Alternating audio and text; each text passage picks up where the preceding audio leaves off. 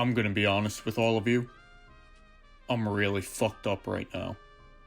I'm gonna try to explain everything that's happened to me in the past few weeks. Because I feel like you all deserve to know. This starts about 2 weeks ago. June 30th, 2020. League headquarters released the scores for round 1 of the playoffs. Pete and I were in the studio announcing who will be moving on to the second round.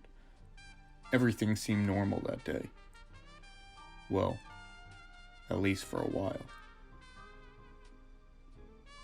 RJ, one of our top reporters and a dear friend of mine, has been out on the road with Anthony since the season began, being a fairly new reporter. I've been surprised how well RJ took to his new role. Then again, he was the head coach of one of the original 48 teams in the RetroBowl League, so he's definitely used to the spotlight. Why am I bringing him up?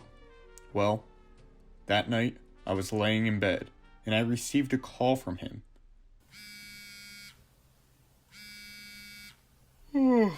What? Hello? What's up, RJ? Andrew, I know it's late, but you need to meet me right now. I have something I need to tell you. What?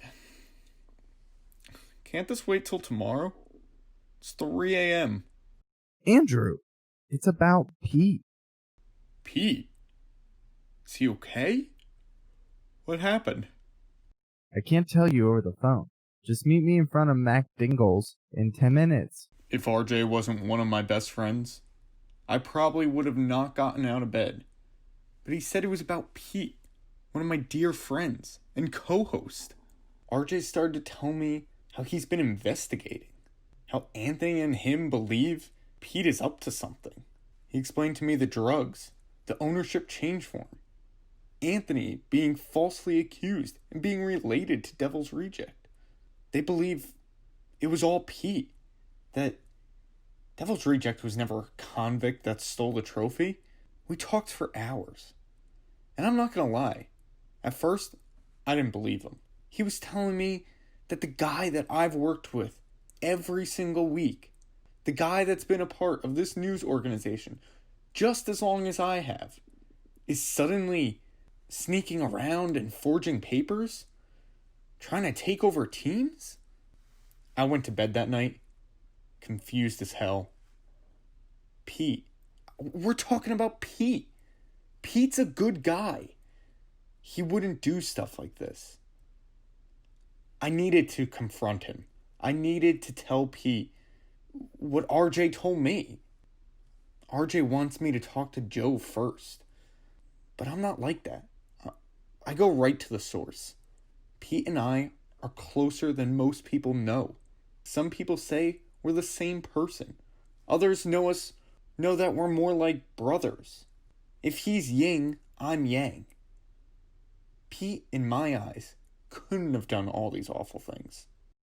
I just needed him to tell me that that wasn't real. That he is a good guy. The next day, I woke up and I was making coffee. And I turned on the TV. Hello everyone, I am Tampa RBA from RBA News Center. Today we will bring you a crazy story coming out of RBL News. Juan Carlos Marquez Montoya Sr. has been arrested this morning. Juan is a 20-year-old NYU student, and he was caught early this morning in New Jersey at the Jayhawks training facility. Montoya can be seen in this security camera footage taking out all of the padding of several players' equipment right before taking the field against the Titans. Montoya has no prior convictions and currently works for RBL News as an intern. The intern? Authorities have told us he could be looking at some serious charges and several years in prison. While being dragged away, Maestro Montoya was screaming this. Fuck you! P. Philly, it is him, Juan, not me! He's behind all of this! I'm going to ruin his fucking life! It is him! I'm just a hitman! Get P. Philly! Get Pete! Pete? What the fuck?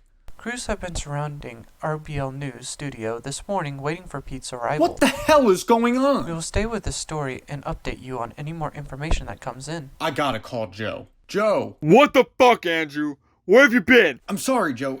It's just... I got 100 reporters outside looking for Pete, and no answer from you or him. Get your ass to the studio now! Alright, fine.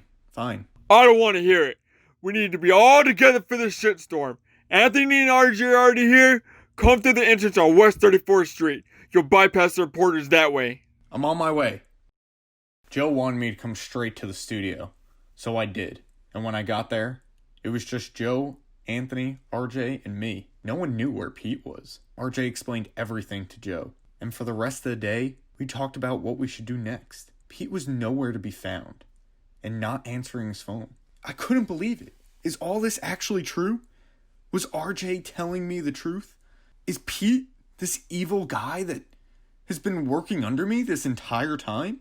We decided RJ and I would do the news, and Anthony would head down to the police station to see if he could get any more information. Joe, being the boss, dealt with the reporters outside. That day, the results of round 2 was the last thing on anyone's mind. RJ and I tried to keep it professional, but for some reason in the back of our minds, we knew it wasn't over. And I really wish it was over. But the story doesn't end here. Later that day, Anthony returned with some news about Pete. And what happened next? Well, I still can't believe it. All I can say is that I hope you all tune in for the season finale.